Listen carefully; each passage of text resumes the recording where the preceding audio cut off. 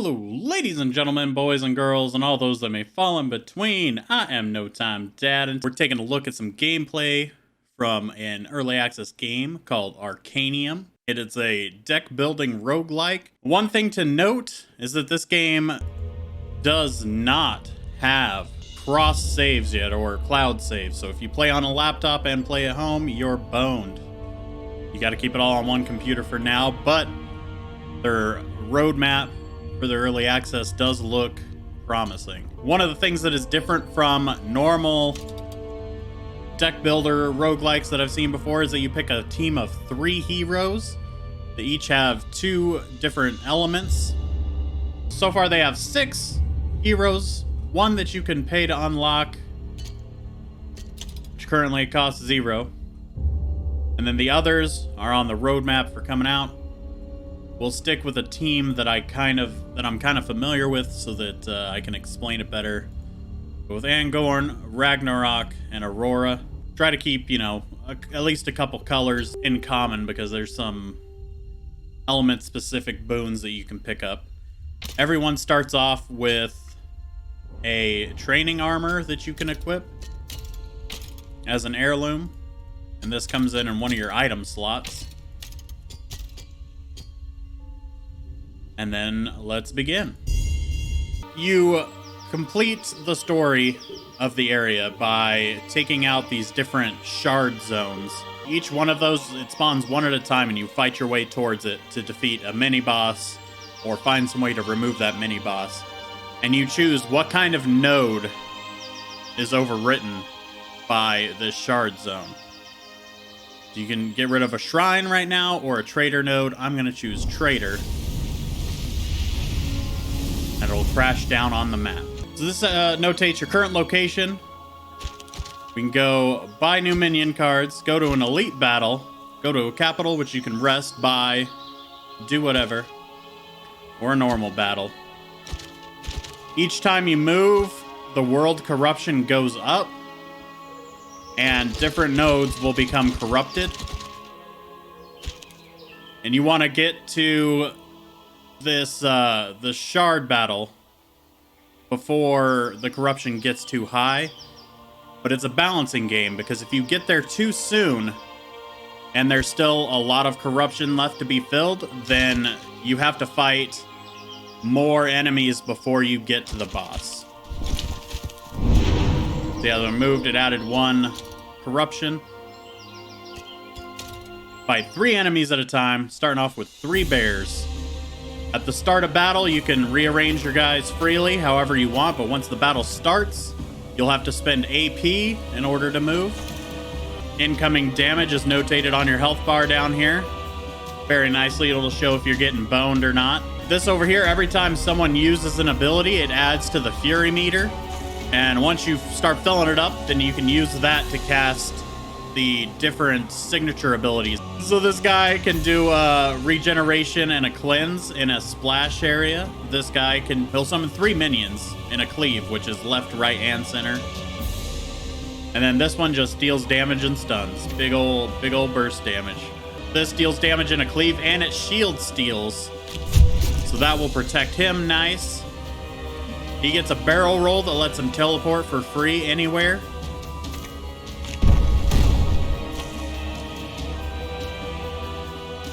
And she's just going to eat some damage. Up here it explains exactly what they're doing, in case you're curious.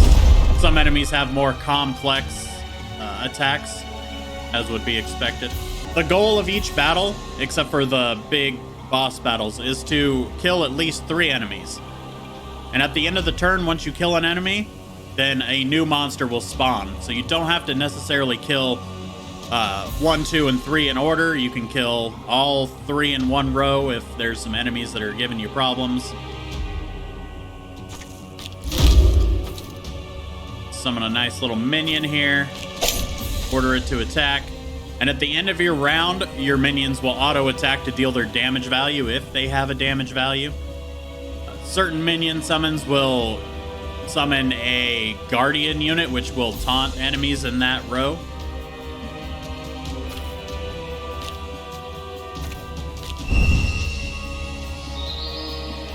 And let's apply some burn there. If you spawn a new minion on top of a current minion, it will upgrade them. So now we should be able to kill this guy. It might kill him afterwards because of the burn. But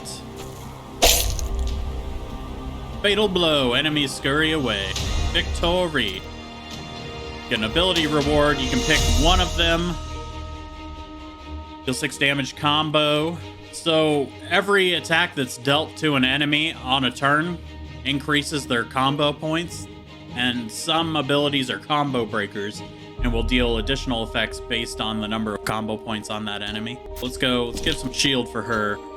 And you can choose to equip it from here if you don't have a full deck already. Let's go to the shrine. Choose an upgrade. Green. Major cards apply 1 extra CP, gain 12 max health, or gain plus 20% nature resistance, 5 max AP. Let's go with Boon of Vitality. And you can apply it to anybody. Let's apply it to our big tank here. Our big alligator. You can't get through my armor, sucker. The only character so far that has those little emotes that pop up is Aurora. My very first run took about 2.5 hours, but that could have just been me, you know, reading everything and taking my time. So you can get rewarded some Anador stones, which are used for cosmetics, but the cosmetics aren't in the game yet. They're on the roadmap for Q1 of 2021, so we should see them soon. Artifacts. Each character has 4 slots that they can equip with artifacts. If you choose the armor at the start, that slot is locked. We can decrease burn, bleed, hex, and poison you receive by 1. Gain 3 shield whenever you destroy an enemy, or apply 1 bleed whenever you hit an enemy. We're gonna do that. Or you can opt to take gold. Alright, so if you land on a corrupted space, your party takes damage. You can backtrack if you want to, but moving through a space that has no encounter will not trigger a corruption. I'm gonna pop back here. Rest. You can buy items here. Items are 1 use per battle, but they regenerate at the end of the battle. And then we're gonna jump into this battle at 8 out of 10 corruption. Now you can choose different options here. This is the first mini boss, or super elite as they're called in the game. You can retrieve a half-hidden cursed idol, gain 200 gold, and Aranax gets 25% more health, which Aranax is the final boss of this area. You can try to grab a fallen artifact, gain 1 artifact, receive 3 noxious curses, or you can just battle the mini-boss. But we're just gonna go in here and fight this thing, because screw all those debuffs. We don't want none.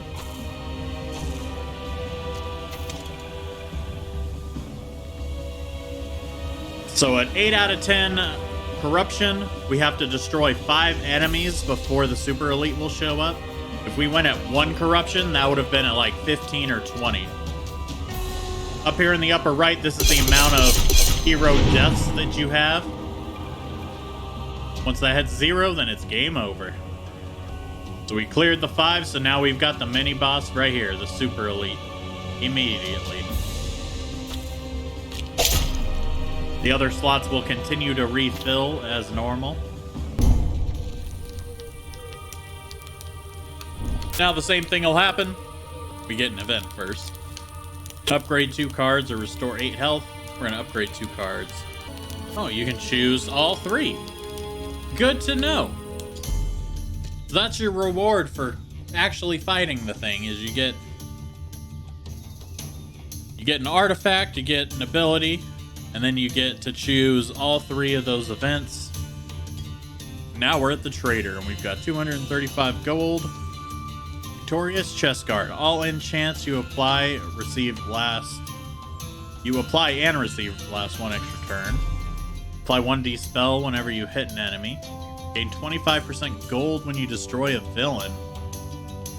Or carved wood pipe. Gain 2 shield whenever you draw a card. So now we've got our next mini boss, Noxia. And we choose what node we want to overwrite. Let's go with an outpost node. And it spawns way the hell over here. Same deal. We've got 10 corruption to fill up before the corruption meter resets back to 1. So we gotta make sure we're getting there in a timely manner.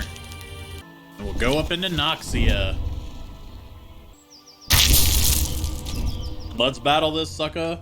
Yeah, the overall runs on this game do take quite a while, but you're able to exit out to the main menu and continue at any time. All right, so we got our third and final mini boss before the final boss is summoned. Let's put it on an outpost node since we just spent all of our money. Umbra, it's still raining down shards upon this land. Let's find it and destroy it. All right, here we go. Last mini boss. Party only loses 8 health to gain 1 artifact, huh? That is tempting. Let's do it. I've never done it before, so let's do it. It looks like you still do the battle either way. The final boss is here, Aranax. We can choose to restore health to everybody, or we can choose to upgrade a card. Let's restore health. And then the boss node launches over here. And then into the final battle at 6 corruption. Alright, so we got Aranax. Summons these egg sacks, summon broodlings. And victory is ours. So the area levels up, which unlocks different artifacts. And then the heroes level up as well, that unlock new cards. And there's quite a bit. 20 levels so far for each character. And the area levels up quite a long way as well. You can restart the same seed, or you can restart a random seed. Their early access roadmap. This is what they've got planned so far. Q1, quarter 1, 2021. Next is a new Apex difficulty. And then we get the new hero Shinzo. Then we get cosmetic items and then filters. Q2, we get a new province, which I didn't expect there would be another province in the early access. I figured that would just be done. Then we get a new hero. Quests are introduced. Another new hero. An arena mode. I don't know if that's just like random battles or if we're going to be able to do PvP with friends. Another new hero. Achievements and yet another hero. Quarter 3. A third province is unlocked. A new hero. Steam cloud save. So there's our cloud saves. Doesn't come out until quarter 3. Another hero. Controller support. Another hero. Another hero. And then full release. So it's definitely promising what they've got in store. If you're interested in ARCANIUM, you can click that link and purchase it directly from the retailer itself or the developer itself. And a portion of that will go to the channel to help out. Or you can check Steam and keep an eye on it and get a nice hefty sale. Either way, this is ARCANIUM. What did you guys think?